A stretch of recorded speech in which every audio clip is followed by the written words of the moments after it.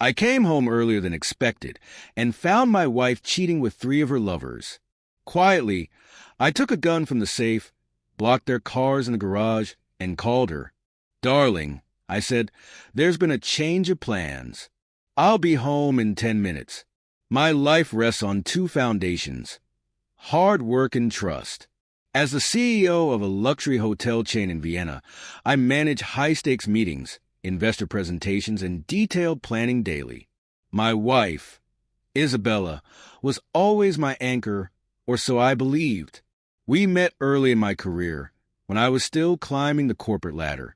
Isabella had fiery red hair and a laugh that could brighten any room. She was the love of my life. After 2 years of dating, we got married, and I did everything possible to give her the life she deserved. From a penthouse overlooking the Danube to vacations in Santorini. I thought I had given her everything, but that illusion shattered on a fateful afternoon. The day started as usual: coffee, a quick workout, and a video call with an investor in London. I had planned to attend a social event in Salzburg that evening, but it was canceled at the last minute, leaving me unexpectedly free. Wanting to surprise Isabella, I decided to return home early, even buying her favorite macarons on the way.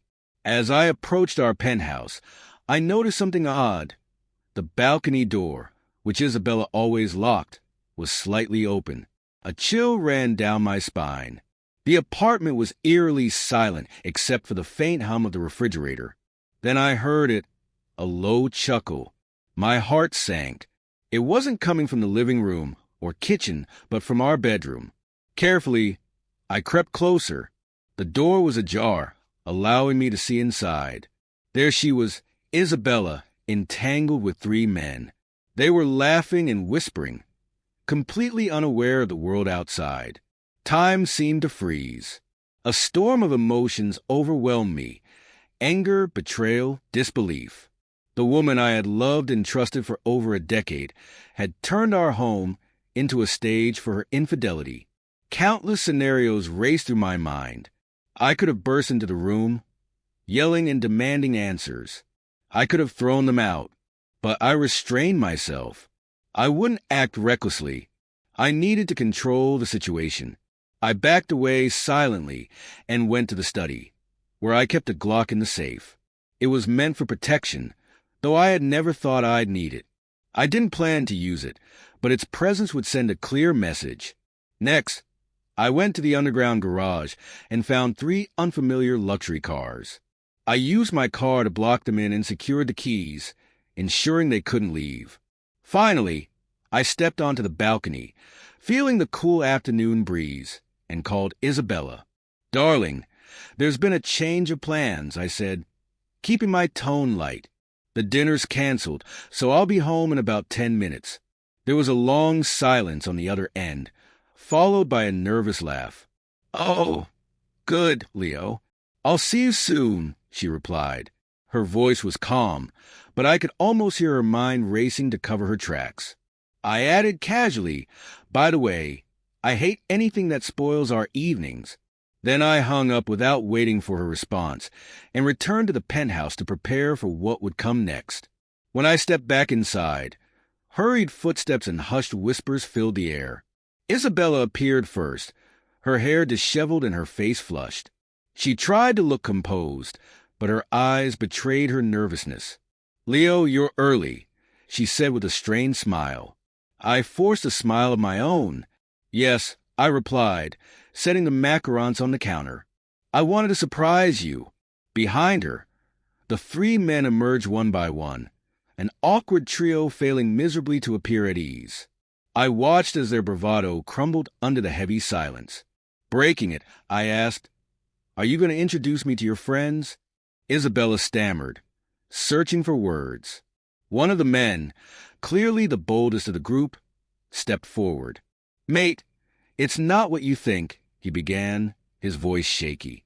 "Oh, I think it's exactly what it looks like," I replied, pulling my Glock from behind my back and placing it firmly on the counter. I didn't aim it at anyone. I didn't need to. The message was crystal clear. The tension in the room became suffocating. I began pacing slowly, speaking deliberately. Pointing at the bold one, I said, "Do you know where my wife got that necklace? I gave it to her on a romantic trip to Venice." Ironically enough, he said nothing, his face pale. Turning to the others, I asked, "Do you even know her middle name? Or was she just some fleeting thrill for you?" Finally, I faced Isabella. "I've given you everything, haven't I? A life most people only dream of. And this is how you repay me." Tears streamed down her face, but I felt no sympathy. She had made her choices. "This is how it's going to be," I said coldly. "The three of you will leave now and never return. Your cars are blocked in, so you'll have to wait for a tow truck." Isabella looked at me, her eyes pleading. "As for you," I continued, "pack your things and leave tomorrow. The divorce papers will be on your desk in the morning." The aftermath was messy but liberating. Isabella tried to apologize, claiming she was lost and needed excitement. Her words were meaningless to me. I filed for divorce and ensured the settlement reflected her betrayal. The three men left humiliated, their pride shattered, their reputations in tatters. Word spread quickly in our social circles, and they avoided showing their faces again. As for me, I channeled my pain into rebuilding my life. The betrayal was agonizing, but it woke me up. I poured my energy into expanding my hotel chain, exploring new opportunities, and, most importantly, starting therapy. I was determined not to let the hurt define me. A few months later, I attended a business retreat on a yacht in the Mediterranean. There, I met Sophia, a sharp-witted lawyer with a kind heart who valued honesty and integrity. Our connection was instant, but I was cautious this time. I took my time relearning how to trust, step by step. Sophia taught me that betrayal didn't define me. It was merely a chapter in my life, not the entire story. With her, I rediscovered love and found a renewed sense of purpose. As the sun set over the sparkling water, I raised my glass of champagne, reflecting on how life has a way of knocking you down, only to make you stronger and wiser. Sometimes, I whispered to myself, the worst betrayals lead to the best beginnings. And with that, I closed a chapter on my past and embraced the future. To all my readers, if you enjoyed this story, don't forget to subscribe to the channel. By subscribing, you're joining a community that values heartfelt, meaningful storytelling. Click the notification bell so you never miss another tale. Together, let's continue exploring these incredible journeys.